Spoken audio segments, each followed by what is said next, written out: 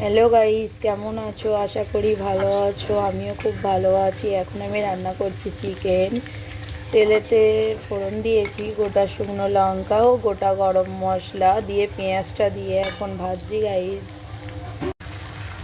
পেঁয়াজ ভাজার পর দিয়েছি আদা রসুন বাটা, কাঁচা লঙ্কা বাটা, টমেটোর পেস্ট, জিরে গুঁড়ো, লঙ্কা গুঁড়ো, হলুদ গুঁড়ো দিয়ে ভালো করে কষিয়ে তবে চিকেনটা দিতে হবে। হ্যালো গাইস, মশলা থেকে তেল ছেড়ে দিয়েছে। চিকেনটা দিয়ে এবার ভালোভাবে কষাবো। তো এখন আমি দিচ্ছি চিকেন।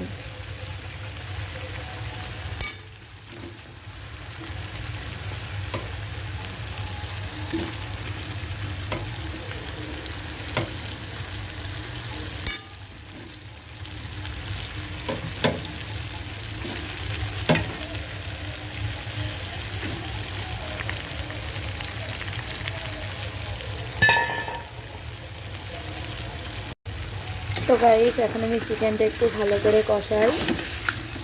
চিকেন থেকে যখন কষানো হয়ে গেলে, চিকেন থেকে যখন তেল ছেড়ে দেবে, তখন দেব গরম জল। আর আলু ভাজা আছে গাইস, আলু দেব।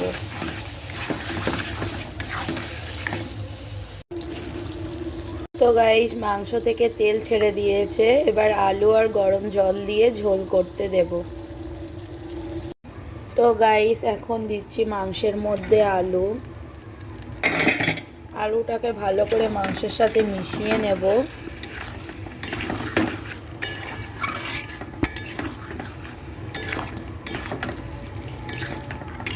মশলার সাথে, মাংসের সাথে, আলুর সাথে ভালো করে মেশানো হয়ে গেছে। এবার দেব গরম জল।